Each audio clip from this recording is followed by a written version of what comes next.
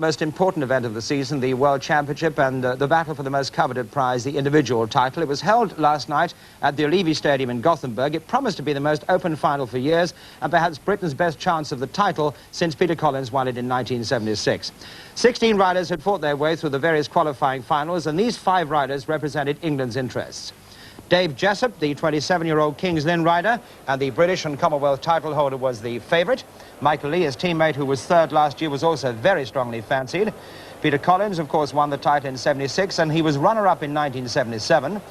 Chris Morton, the Intercontinental champion, was making his second World Championship appearance, and John Davis, the Reading star, was the outsider of the 5. Now, in Heat 1, Davis finished second behind the highly rated American Bruce Penhall. In Heat 2, Chris Morton was also runner-up. He was beaten by Sweden's own Jan Andersson. And so too Heat 3, in which England's other 3 challengers were all in the lineup. Picking up the story at this point, commentator Dave Lanning. Dave Jessup, co-favourite with Bruce Penhall for this title. He'll be in red here in Heat 3, preparing himself, the British and Commonwealth champion.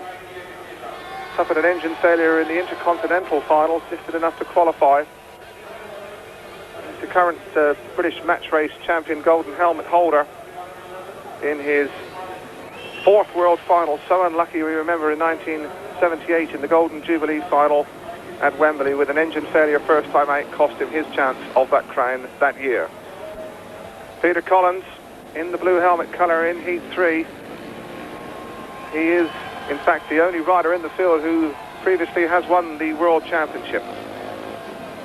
This is the odd man out there. We saw just going through the picture was Kai Niemi, and there's Michael Lee.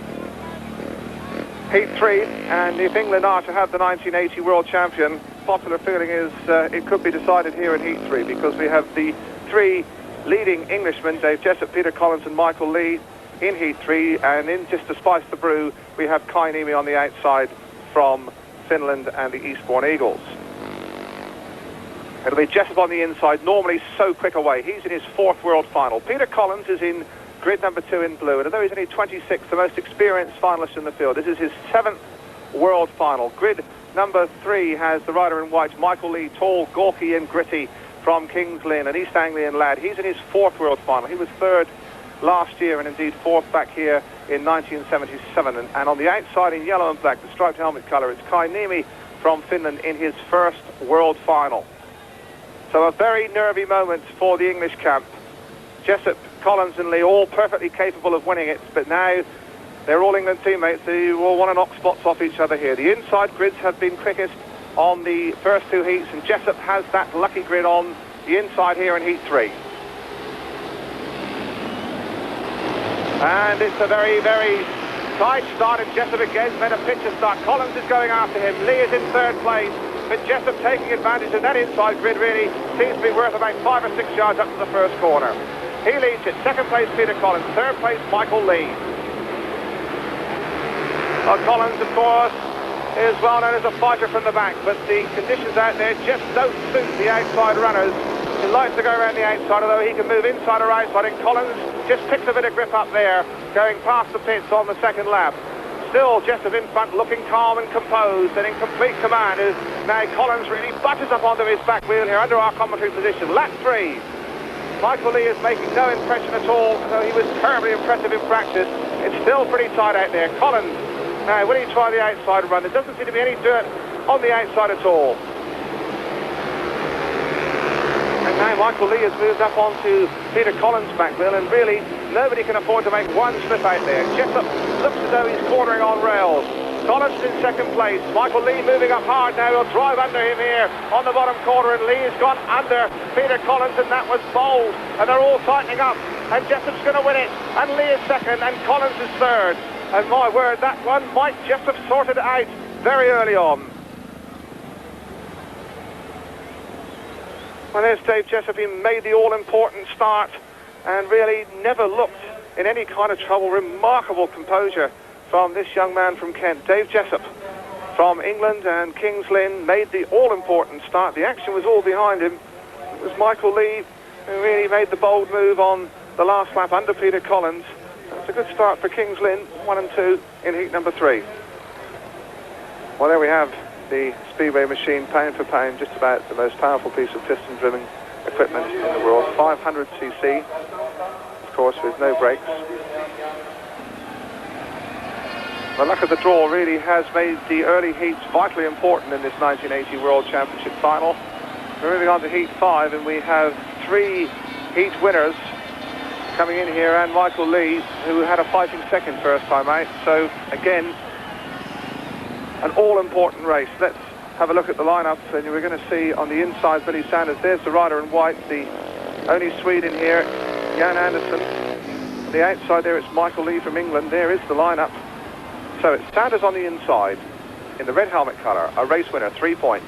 Next to him, Bruce Pennell from the USA, 3 points. Jan Andersson, grid 3, a race winner, first time out. He's in white, and on the outside, there's Andersson. It's Michael Lee with a second place. So all 4 of these riders still really must have their eyes on the 1980 World Speedway Championship crown. A crown worth around about £200,000 over the next year of racing, so it's well worth going for. Heat 5, something really has to give here. Inside Sanders, next to him Pennell, grid 3 Andersson. On the outside Michael Lee. The inside grids look like being worth about a 5-yard start in the first heat, but Sanders made a nonsense of all that in his last ride coming from the outside. Let's see heat number 5. Oh, it's a tremendous start, and it's Pennell who gets away up to the corner. On the outside there, it is Michael Lee.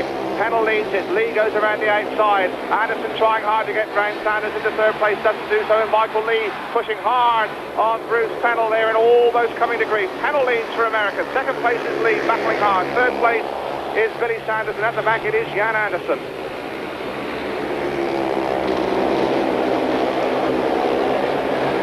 And they really are going flat out around this 400-metre Ullevi Stadium track. It's got a bit slick. The conditions probably will improve and help the riders at the back later in the programme. At the moment, it's Michael Lee who had to work hard to get under Peter Collins, and he's done it this time, and he's gone past Pennell.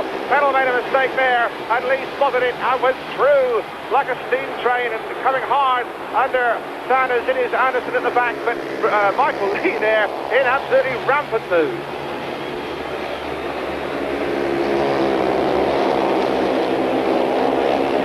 So, are England to get a world champion? We wonder, because Michael Lee was second first time out. Pennell there is trying hard, but Lee has come from the back twice, and that looks tremendous. He wins heat number 5. Second place was Pennell. Third was Sanders. And that is a race that may well have sorted the men from the boys. Pennell, always a sportsman, acknowledges that he made a mistake, and Michael Lee, to his undying credit, spotted it and was through as quick as lightning. And on those sort of moments, our World Championships won and lost. Well, here is that incident which really sorted out heat number 5. Bruce Pennell seemed to be in command, just overcooked the corner slightly. Michael Lee, right on his back wheel, saw his opportunity, dived through the gap, and from then on, it was all over. Well, they've all done 2 starts. We thought it was going to be close at the top, and just look at this leaderboard. We have got 4 riders on 5 points to win in the second place. Bruce Pennell, Michael Lee, Finn Thompson and Dave Jessup, and 2 riders on 4 breathing right down their neck. Billy Sanders and the only previous champion in the field, Peter Collins.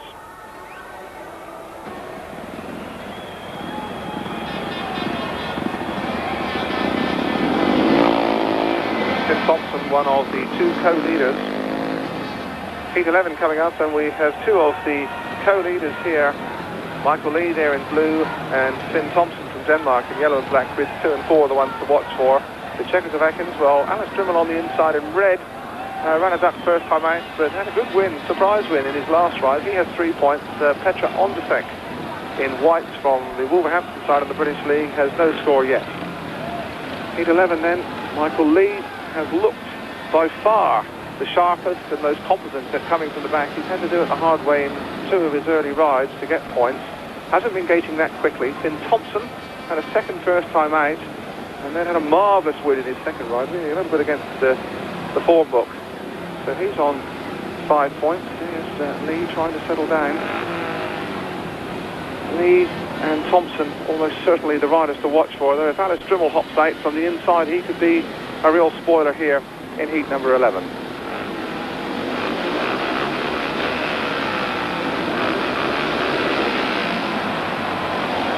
are getting impatient. Oh, Michael Lee seemed to be moving there as the pace went up, but he's got away with it. And Thompson was left, and Thompson's back, way at the back, going around the outside of On Traffic. Michael Lee really anticipated that start quite beautifully. Referee Thor Kittleson is satisfied, and it's going to take an awful lot to stop Mike Lee now. Certainly in this race. Ran second behind his Kings Lynn teammate Dave Jessup early on, but Michael Lee, third in the world last year, only 21 still. His fourth world final, looking like take the ultimate prize this time. Thompson's back in third place. Drimmel, as we rather suspected, once he gets going out of the gate, is an awkward customer to catch and bypass. Thompson has made no impression at all on him. Into the last lap. Michael Lee, cool and very calm, and surely will collect 3 more points. And England, well, having a fair old night to date. Got Lee up on the leaderboard, then we'll take him into the lead overall. At this stage, he wins. Second place was Drimmel. Third place, Finn Thompson. Surely his chance is gone now. Flickered briefly. And last was Peter Ondrusek. What did happen at the start of heat number 11? You can see Michael Lee there is in the blue helmet in grid 2. He's impatient, and it did look as though he might just be moving when the tapes went up. A clear case of clever anticipation, perhaps. Heat 12 could be well worth watching, because we've got Billy Sanders and Dave Jessup, both of them still within touch at the title technically, and 2 good spoilers in Hans Nielsen and Chris Morton in blue and yellow respectively. Lineup for Heat 12, Billy Sanders on the inside has a win and a third, 4 points total. Hans Nielsen a second and a third, 3 points. Dave Jessup co-leader with 5 points, a win and a second, and Chris Morton on the outside, the Intercontinental champion, with a second and a third. So Heat 12, and anything could really give here. From the inside it is Sanders, and from the outside it is Jessup. And Sanderson is from Australia, though. Jessup, has he got the horsepower as they roar down the back straight together? There's absolutely no way you can separate them. Into the bottom corner. Jessup on the outside, Sanders on the inside, and the inside again proving the best. Line to take now. Jessup has switched inside. Can Sanders hold him back? This is a good race.